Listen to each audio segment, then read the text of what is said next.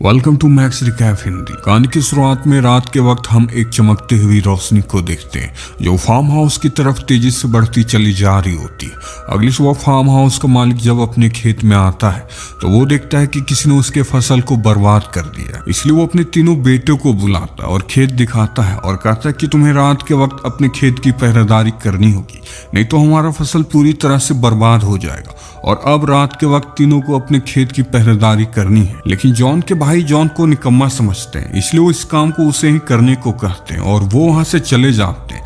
अब रात होने पर जॉन अकेला ही अपने खेत की पहरेदारी कर रहा होता है। तभी उसे कुछ आवाजें सुनाई देती है और जब वो अपने पीछे मुड़कर देखता है तो उसके पीछे एक बहुत ही बड़ा विशाल सफेद घोड़ा होता है, जिसे देखकर जॉन काफी हैरान हो जाता है। उसे अपनी आंखों पर यकीन नहीं होता। अब वो उस घोड़े को पकड़ने के लिए उस पर एक रस्सी फेंकता है, लेकिन घोड़ा तेजी से भागने लगता है और तभी जॉन उस रस्सी को पकड़ लेता है, जिससे जॉन भी उस घोड़े के साथ घसीटता हुआ चला जाता है। पर थोड़ी दूर जाने के बाद घोड़ा एक दलदल में फंस जाता है।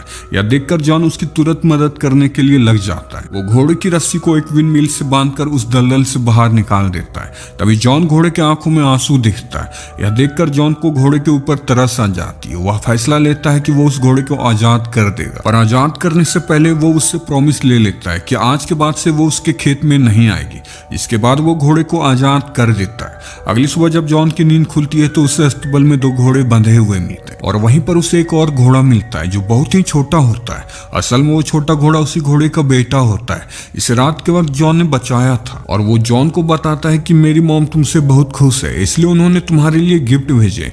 जॉन ये देखकर काफी खुश होता है। तभी जॉन को अपने पिता की आवाज सुनाई देती है। जॉन घबरा जाता है। वो नहीं चाहता कि उसके पिता को इन घोड़ों के बारे में पता चले, इसलिए वो अपने पिता को बाहर से ही वापस भेज देता है। जिसके बाद जॉन फॉल के ऊपर बैठता है और उसे भागने को कहता है और फॉल इतनी तेजी से भागता है कि उसकी स्पीड देखकर जॉन हैरान रह जाता है। इसके बाद फॉल बहुत तेज सीटी बजाता है, जिससे अस्तबल में बंधे 2 घोड़े भी फॉल के पास आ जाते हैं। जॉन फैसला लेता है कि वो इन घोड़ों को बाजार में बेच देगा और जब वो उन घोड़ों को लेकर बाजार जाता है तो सब के सब उन शानदार घोड़ों को देखने लगते हैं, क्योंकि आज से पहले उन्होंने कभी भी ऐसे शानदार घोड़े देखे नहीं होते। फॉल कहता है कि तुम इन घोड़ों को उस बूढ़े आदमी को बेच दो जो वहां पर बैठा हुआ है, पर जॉन उन घोड़ों को राजा को बेचना चाहता है ताकि उसे अच्छे पैसे मिल सके। वो घोड़ों को लेकर राजा के पास जाता है, जहाँ राजा को भी घोड़े काफी पसंद आते हैं। पर राजा का मंत्री राजा से कहता है कि मुझे नहीं लगता कि ये घोड़े इस आदमी के, इसने जरूर इन घोड़ों को कहीं से चुराया होगा।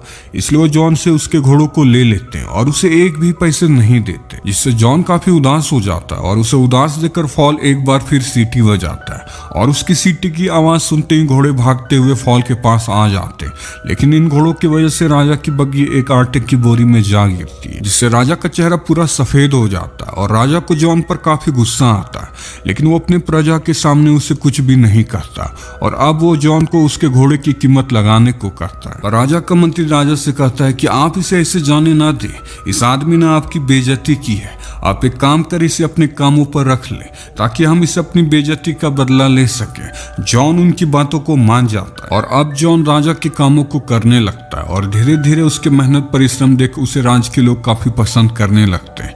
पर राजा उसे अभी भी खत्म करना चाहता है, लेकिन उसे समझ नहीं आता है कि वो जॉन को कैसे मारे। राजा का मंत्री राजा से कहता है कि क्यों ना हम उसे ऐसा काम दे जिससे वो कर ना सके और इसके बदले आप उसे मौत की सजा सुना देना। राजा को ये आइडिया काफी पसंद आता है। वो राजा से कहता है कि हमें उसे फायरबर्ड लाने को कहना होगा, जिसे आज तक कोई भी नहीं ला पाया। राजा भी जानता है कि वो फायरबर्ड को ला पाना नामुमकिन है। राजा जॉन को फायरबर्ड लाने को कहता है। जॉन राजा का आदेश मान जाता है और जब फॉल को ये बात पता चलता है तो वो जॉन को समझाने की कोशिश करता है। वो कहता है कि ऐसा करना बहुत ही खतरनाक होगा और आज तक जो भी फायरबर्ड को लाने गया है वो कभी भी वापस नहीं आया, लेकिन जॉन ने इस काम के लिए हाँ कर दिया होता है, इसलिए वो पीछे नहीं हटता। इसके बाद फॉल जॉन को बैठाकर एक दूर कहीं जंगल ले जाता है और वहां उसे ड्रीम नट्स दिखाता है और उसे बताता है कि फायरबर्ड इन ड्रीम नट्स को काफी पसंद किया करते हैं, लेकिन इसे खाने के बाद वो गहरी नींद में चले जाते हैं और इस बीच हम फायरबर्ड को पकड़ लेंगे। और अब दोनों के दोनों उसी जगह पर पहुंच जाते हैं जहां फायरबर्ड रहता है और वो उस जगह पर कुछ नट्स को फेंक देते हैं और उसके बाहर आने का इंतजार करने लगते हैं। फायरबर्ड नट्स की खुशबू से बाहर आता है और सारे के सारे नट्स को खा लेता है और उन ड्रीम नट्स को खाते ही वो बेहोश हो जाता है। जॉन उसे पकड़ने के लिए जाता है, लेकिन तभी फायरबर्ड को होश आ जाता है और वो जॉन के पीछे पड़ जाता है। फायरबर्ड के गुजरने से सारा जंगल जलने लगता है और जब वो जॉन को मारने वाला होता है तभी जॉन के पास एक बचा हुआ नट्स होता है। वो उस नट्स को उसके सामने फेंक देता है और उसे खाते ही फायरबर्ड बेहोश हो जाता है। अगली सुबह जब फायरबर्ड को होश आता है तो वो देखता है कि जॉन ने उसे जंजीरों में कैद कर दिया है। फायरबर्ड के आंखों में आंसू आ जाते हैं।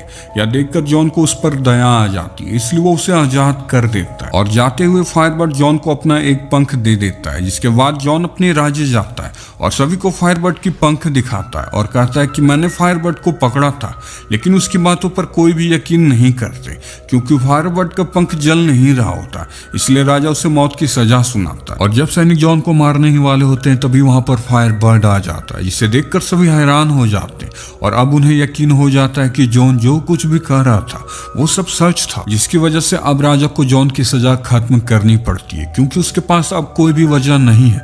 लेकिन राजा अभी भी जॉन को खत्म करना चाहता है और राजा इस बार और भी गुस्से में होता है। वो अपने मंत्री से जॉन को खत्म करने का सुझाव मांगते हैं, जिस पर मंत्री राजा से कहता है कि हमें जॉन को बर्फीले माउंटेन की रानी को लाने के लिए भेजना चाहिए और इस बार दोनों में आपका ही फायदा होगा। अगर वो रानी को नहीं ला पाया तो आप उसे सजा सुना देना और अगर वो रानी को ले आता है तो आप रानी से शादी कर लेना। राजा को मंत्री का आइडिया काफी पसंद आता है और वो जॉन को बर्फीला माउंटेन रानी को लाने भेज देता है। जॉन फॉल की मदद से जल्द ही उस जगह पर पहुंच जाता है, लेकिन वहां पर एक बहुत ही मोटी परत का बर्फीला दरवाजा होता है जिसे तोड़ पाना उनकी बस की बात नहीं होती। लेकिन तभी वहां पर फायरबर्ड का एक पंख आता है और उस दरवाजे के अंदर चला जाता है, जिससे सारी बर्फ पिघल जाती है और वहां पर बहुत सारा पानी बहने लगता है, जिसमें फॉल भी उस पानी के साथ बह जाता है। जॉन किले के अंदर चला जाता है जहां पर उसे बहुत सारी लड़कियां सोई हुई दिखती है, लेकिन उसे पता नहीं चल रहा होता है कि इनमें से कौन असल राजकुमारी है। पर तभी फायरबर्ड का पंख एक लड़की के पास गिर जाता है, जिससे जॉन समझ जाता है कि वो लड़की ही असली राजकुमारी है।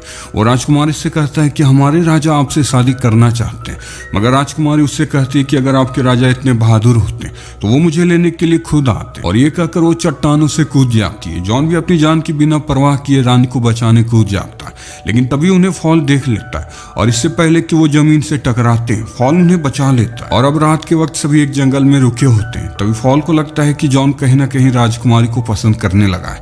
वो जॉन को समझाता है कि अगर ये बात राजा को पता चली तो तुम्हारे लिए अच्छा नहीं होगा। और यहाँ पर राजकुमारी भी जॉन को पसंद करने लगी। इसके बाद सभी राजमहल जाते हैं, जहाँ राजा जॉन को जिंदा देखकर काफी गुस्से में आ जाता है, लेकिन ना चाहते हुए भी उसे जॉन का प्रमोशन करना पड़ता है। अब राजा राजकुमारी के सामने शादी का प्रस्ताव रखता है। वो कहता है कि मैं तुमसे शादी करना चाहता हूँ, पर राजकुमारी उससे कहती है कि मैं आपसे तभी शादी करूंगी जब आप मेरी दादी की खोई हुई अंगूठी वापस ले। और वो अंगूठी समंदर में ही कहीं गिर गई थी। राजा इस बात से काफी परेशान हो जाता है, लेकिन तभी वहां पर जॉन आता है।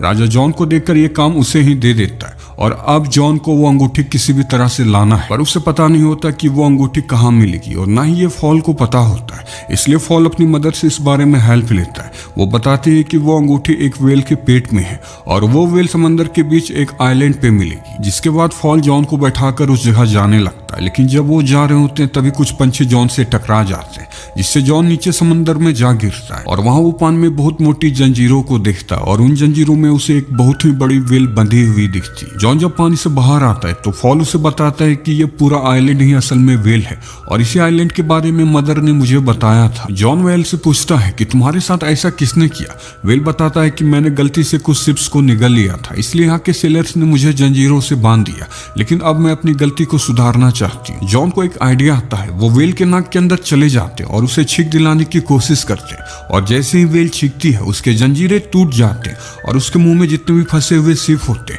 वे सब के सब बाहर आने लगते हैं। जिसके बाद वेल समंदर में वापस चली जाती है। तभी जॉन को अंगूठी की याद आती है, लेकिन वेल जा चुकी होती है, जिससे जॉन काफी उदास हो जाता है। और तभी वहां पर एक केकड़ा आता है। उसके पास राजकुमारी की अंगूठी होती है। वो जॉन को बताता है कि वेल ने तुम्हारी दिल की बात जान ली थी, इसलिए तुम्हारे लिए उसने गिफ्ट गिफ्ट भेजा है। जॉन अंगूठी लेकर राजकुमारी के पास जाता है, जहां उसकी नजर फायरबर्ड पर पड़ती है, जिससे राजा ने उसे एक बिल्डिंग पर बांध दिया है। जॉन राजकुमारी को वो अंगूठी देता है और अंगूठी देखकर राजकुमारी समझ जाती है कि जॉन उसके लिए कुछ भी कर सकता है। वहीं दूसरी ओर जब राजा फॉल को विंडो पर देखता है तो वो उसे गोली मार देता है। इसके बाद राजा जॉन को राजकुमारी के अगवा करने के आरोप में वो उसे कारागार में डाल देता है और ऐलान करता है कि इसे कुछ ही दिनों में मौत की सजा दे दी जाएगी। इस बात से राजकुमारी काफी दुखी हो जाती है। वो फॉल से मिलती है। हालांकि फॉल को गोली लगी थी, लेकिन वो किसी तरह से बच जाता है। राजकुमारी फॉल को बताती है कि मैंने राजा से कहा था कि अगर आप मुझसे शादी करना चाहते हैं तो आपको 3 अलग अलग कुंडों में नहाना होगा। सबसे पहले कुंड में उबलता हुआ पानी होगा, दूसरे कुंड में बर्फ से भी ज्यादा ठंडा पानी और तीसरे कुंड में उबलता हुआ दूध होगा। और अगर आप इन 3 कुंडों में नहा लेते हो तो आप पहले की तरह वापस से जवान हो जाओ। लेकिन तभी राजा का मंत्री राजा को एक आइडिया देता है। वो कहता है कि आप सबसे पहले इन सभी चीजों को जॉन पर आजमा के देखें। इसलिए राजकुमारी फॉल को बताती है कि अगर हमें जॉन को इन सभी चीजों से बचाना है तो उसे सबसे पहले वाले कुंड में मेरी दादी की अंगूठी डालनी होगी, और दूसरे में फायरबर्ड का पंख, और तीसरे कुंड में जिसमें उबलता हुआ दूध है उसे उसमें लाइफ एंड डेथ की फ्लावर को डालना होगा, जो दुनिया के आखिरी छोर में मिलेगी। और अब फॉल इंजर्ड होने के बावजूद भी उस फ्लावर को लेने चल पड़ता है। वो अपनी पूरी रफ्तार के साथ दुनिया के छोर तक पहुंच जाता है, जहां उसे फ्लावर मिल भी जाता है। लेकिन लाइफ एंड डेथ फ्लावर को जो भी तोड़ता है उसकी मृत्यु हो जाती है। फॉल अपनी जान की बिना परवाह किए उस फ्लावर को तोड़ लेता है। अगली सुबह महल में 3 कुंड लाए जाते हैं, जिसमें सबसे पहले कुंड में उबलता हुआ पानी है, दूसरे में बर्फ से भी ज्यादा ठंडा पानी और तीसरे में उबलता हुआ दूध होता है। राजा राज्य के लोगों को दिखाना चाहता है कि वो कितना रहमदिल है। वो सभी को बताता है कि अगर हमारे इम्तिहान में जॉन पास हो गया तो हम उसकी जान बख्श देंगे। इसके बाद वो जॉन को उबलते हुए पानी में ढकेल देते हैं, लेकिन तभी राजकुमारी अपनी अंगूठी उसी कुंड में डाल देती है। इससे जॉन बचकर दूसरे कुंड में चला जाता है। इसमें बर्फीला ठंडा पानी होता है। ये देखकर फायरबर्ड उसे तुरंत बचाने के लिए अपने कैद हुए पंख को आवाज देता है और वो पंख आकर उसी कुंड में जा गिरता है, जिससे जॉन एक बार फिर बच निकलता है और तीसरे कुंड में चला जाता है। लेकिन इस बार जॉन बाहर नहीं निकल पाता। सभी को लगता है कि जॉन अब मारा गया। इससे राज्य के लोग काफी दुखी हो जाते हैं, क्योंकि वो जॉन को काफी प्यार किया करते थे। लेकिन तभी वहां पर फॉल आ जाता है और लाइफ एंड डेथ की फ्लावर को उसी कुंड में डाल देता है। और फ्लावर के गिरते ही जॉन एक राजकुमार की तरह उस कुंड से बाहर निकलता है और उसे जिंदा देखकर राज्य के लोग काफी खुश हो जाते हैं। लेकिन राजा को उससे काफी जेलस होती है और अब राजा जवान होना चाहता है, इसलिए वो उबलते हुए पानी में कूद जाता है और राजा एक बबल में कैद हो जाता है और उस बबल के साथ कहीं दूर चला जाता है। ये देखकर राज्य के लोग काफी खुश हो जाते हैं, क्योंकि कोई भी राजा को पसंद नहीं करता था। और अब राज्य के लोग जॉन को अपना नया राजा बना लेते हैं। वहीं फॉल को लगता है कि वो अब मरने वाला है, लेकिन राजकुमारी उसे बताती है कि उसे कुछ भी नहीं होगा। फ्लावर उसकी एक टेस्ट ले रहा था और वो इस टेस्ट में पास हो गया। और आखिर में हम जॉन और राजकुमारी की शादी होते हुए देखते और इसी के साथ ये कहानी ही खत्म होती है।